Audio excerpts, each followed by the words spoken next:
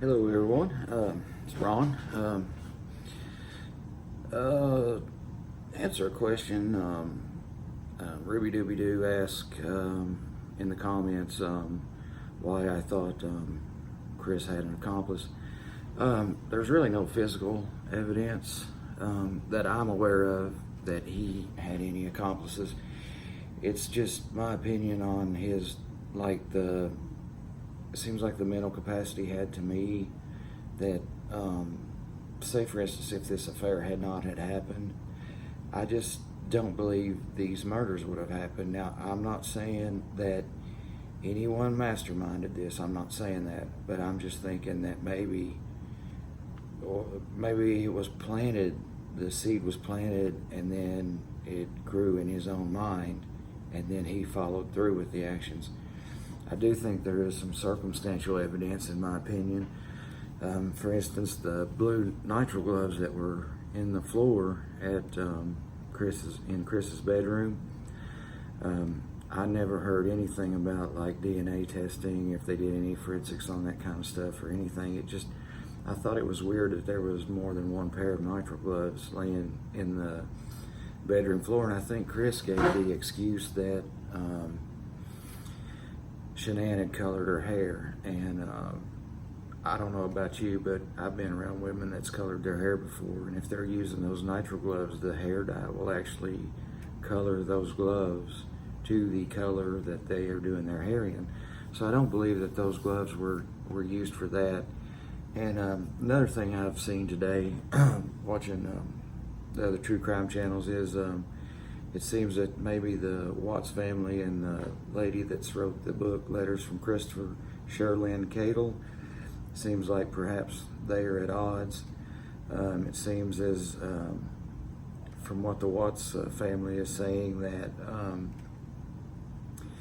this lady Sherilyn had written Chris 3 times in prison. The first 2 he didn't respond back, and then the 3rd time she included some like Bible verses and things like that, and they think that perhaps she used the scripture from the Bible to manipulate him into writing her. Now that's just what I feel like is being said.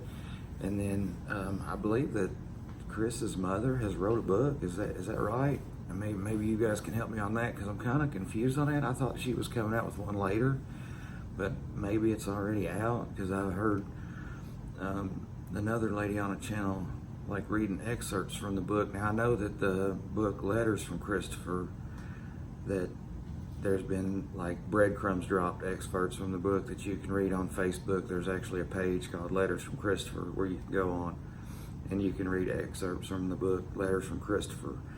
To let you guys know, I watched a lot of stuff on the Delphi murders, and did a lot of reading, and wow, that's a bizarre case right there.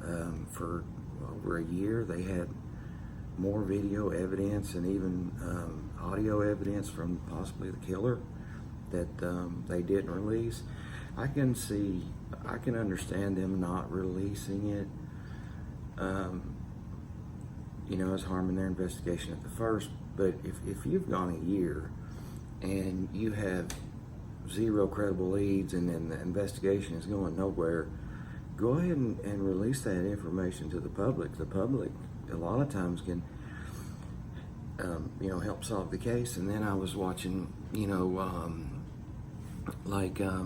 news clips from local news channels in Indiana where they were interviewing people local, and even one of the police officers in the press conference said, we believe you're watching. You might even be in this room watching. And I mean, wow. I mean, imagine that they honestly think that the killer might be right in that press conference room watching the press conference. That just blows my mind. And that's just wow to me. And there's a lot of things I want to go over, and just kind of want to give you an update. I'm probably going to make a longer video this evening. I've got to run my son over to another town to pick something up, and I I just wanted, where I didn't make a video yesterday, I just wanted to kind of come on and let the ones that have subscribed know that I haven't forgot about you or anything. And, you know, I'm going to try to do a video today, so I'm going to try to do a longer one this evening. Please like, subscribe, share. I'd like to get my channel rolling. I think we could do some really good stuff with it. I know I really find this true crime stuff really fascinating. And to the people that say they can't hear me, I have ordered a external mic that I'm going to start using, so hopefully that'll take care of the audio pickup of my voice, because I am really soft-spoken, and I apologize for that. And I guess that's my update for now, and I hope everyone's doing well. Like I said, tell your friends, subscribe, like, share, please. It'll help get the channel rolling. And I hope I answered your question, Ruby Dooby Doo. I don't know. Like I said, no physical evidence. It's just something I believe. I believe that he could, Christopher Watts, could not have carried out the murders mentally. Number one, mentally. I just don't think he could have came up with a plan. And yeah, another thing that makes me think that somebody had to help him is he had the GPS on his truck, and they know for a fact he left his truck parked at a certain location at Survey 319. And for each child, he would have had to walk, it was either 100 feet or 100 yards up the stairs, and then dispose the body into each tank. So, and I mean, what if a coworker was pulling up while he was walking that 100 feet or 100 yards? That's a pretty good distance to be carrying a body, and one of your coworkers show up. That's just my opinion.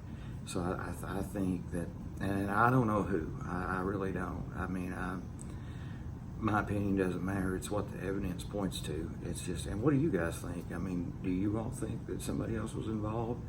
If so, why? And if you don't believe somebody was involved, why not? What do you think, Ruby Dooby Doo? Do you think he acted alone? I think you said you think he did, and I'd like to know your opinion on it and things like that. And I'm still going over the Delphi case and this Jennifer Dulos case. I think it's going to be really good to go over.